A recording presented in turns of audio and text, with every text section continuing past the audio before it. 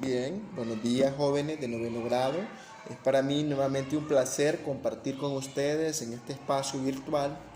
Eh, Vamos a continuar desarrollando los contenidos ya de esta nueva unidad 3 que iniciamos.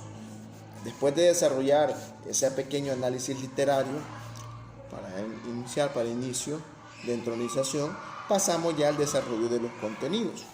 Tenemos que el primer contenido de esta nueva unidad se llama la estructura de la situación dramática.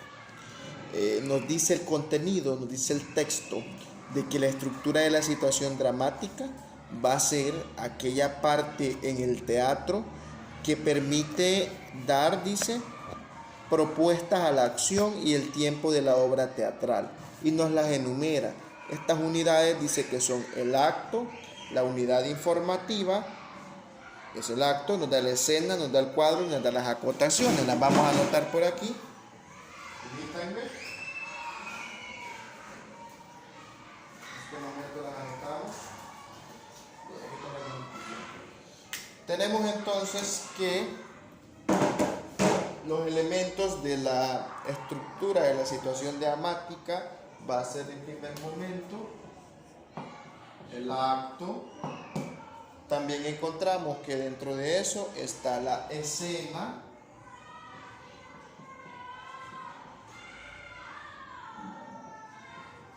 está el cuadro y encontramos también las acotaciones.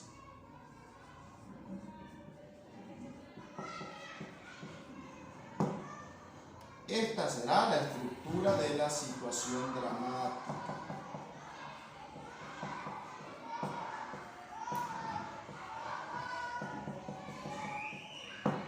Bien, tenemos entonces acá la estructura de la situación dramática en este apartado. Tenemos entonces que lo primero de todo es el acto. ¿El acto qué va a ser? Las obras se dividen así de esta forma. Se dividen pues por actos. Acto primero, acto segundo, dicen, y así de esta manera se van desarrollando. Entonces, son las divisiones que tiene la obra entre parte y parte de la obra. El acto 1 nos va a presentar ciertas acciones y va a terminar en algún momento. El acto 2 nos va a presentar otra parte de la historia. No nos va a dar toda la acción, no nos va a dar todo lo que sucede en la obra así de una sola vez. No, va por actos, va por partes. Y el libro lo que nos dice en este sentido es que el acto es la unidad informativa para la construcción de la historia. El acto generalmente se divide en escenas, nos dice acá el documento. Las escenas son esto. Bien, el acto lo vamos a entender entonces como aquella cuestión en general de lo que se está realizando, de las actividades que se realizan dentro de la obra teatral, de las acciones, ¿verdad? Las escenas se marcan en la representación de la obra teatral con la bajada y la subida vamos a encontrar bajada y subida de telón. Entonces, en ese sentido, bajada y subida de telón va terminando con las escenas que tenemos nosotros acá en la representación de la situación dramática. Bajada y subida de telón. Y esa bajada y subida de telón, además de representarse en el aspecto ya de la representación teatral en el espacio, ¿verdad? En el teatro, también se representa en la obra teatral. ¿Qué quiere decir eso que se representa en la obra teatral? Que vamos a encontrar por ahí de que en el libro, en el documento, en la obra de teatro, tal cual, en la obra de teatro se nos da eso, ¿verdad? Se nos dice primero, acto primero, y se nos da una serie de diálogos y una serie de escenas. Escena 1. En la escena 1, por ejemplo, entra el personaje principal y se nos da una introducción. Sale de escena, se cierra el telón y entra nuevamente. Entonces, eso de la escena lo determinamos entre la entrada de personajes a la situación dramática. Entran personajes, hablan, hacen sus cosas, y cuando salen completamente todos los personajes, todos los actores del teatro, ahí ha terminado una escena, cuando salen todos completamente. Así funciona esa parte. Después tenemos el cuadro. ¿Qué quiere decir cuando habla de cuadro? Este está marcado por el cambio de la escenografía. ¿Y qué va a ser la escenografía? La escenografía la vamos a entender entonces nosotros como todos aquellos elementos, podemos decir nosotros que son decorativos de repente, ¿verdad? Aquí está el teatro, ¿verdad? Creo que se ve. Ahí está el teatro. Dentro de ese teatro podemos encontrar de repente que hay algunas cosas que ambientan en el lugar donde estén. De repente hay un árbol por acá pintado, ¿verdad? No de verdad. Y aquí está la persona dramatizando. Entonces encontramos esa parte por ahí. Y esa parte del cuadro va a ser el cambio de escenografía. Se baja el telón un momento. ¿Y para qué se baja el telón? Para cambiar escenografía y después se vuelve a levantar con escenografía completamente diferente. Ahí se da esa etapa de diferencia entre cuadro y cuadro. Después tenemos que hay acotaciones. Nos dice el documento que las acotaciones son notas que preceden a cada escena. ¿Qué quiere decir? Esas notitas que salen de repente, por ejemplo, de esta forma. Voy a ver si puedo borrar esto.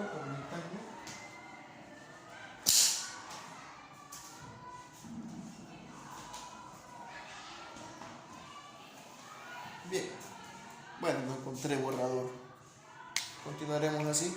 Entonces, teníamos por ahí que las acotaciones de repente la encontramos en una pieza, en una obra teatral, en un documento que nosotros tengamos, va a ser aquello que aparece entre paréntesis de repente ahí y nos dice: entra Júpiter muy cansado, muy agitado, viene escapando de no sé quién. Tras él viene Beltranena apuntándolo con un cuchillo. Entonces, esa acotación es esa información adicional que el creador de la obra teatral le da en primer momento al director, aquel que va a dirigir la obra. Después el director lo transmite a aquella persona que va a interpretar el personaje. Y dice entonces aquí que va a estar el personaje de Júpiter corriendo, muy preocupado, ya que otra persona lo viene siguiendo. Entonces así debe manifestarse la persona que esté representando a ese personaje, de esa forma. Bien, continuamos con esta parte.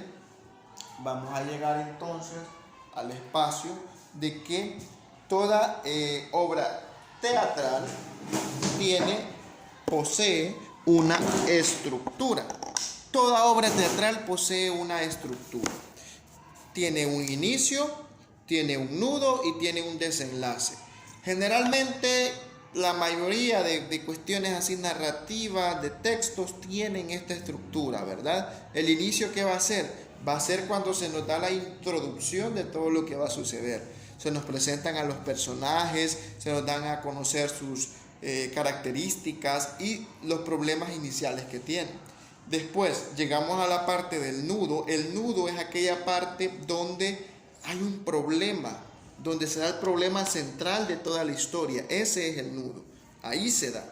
Y por último se da el desenlace, que es aquella solución, donde el desenlace es la parte de más tensión o el clímax de la historia. Es donde ya se busca solucionar el problema. Y puede que se solucione, puede que no. Ahí depende, ¿verdad? Después tenemos ahí en el documento las unidades de tiempo, espacio y acción. Aristóteles proponía en su obra llamada La Poética, esto hablando ya en la antigüedad clásica. Antes el teatro se tenía esta estructura y se decía que debía ser de esta manera. Ponemos por ahí, hay unidades de tiempo, es la primera. Significa que para Aristóteles y para aquel momento de la antigüedad clásica, la forma en que se representara la obra teatral debía ser solamente en un día.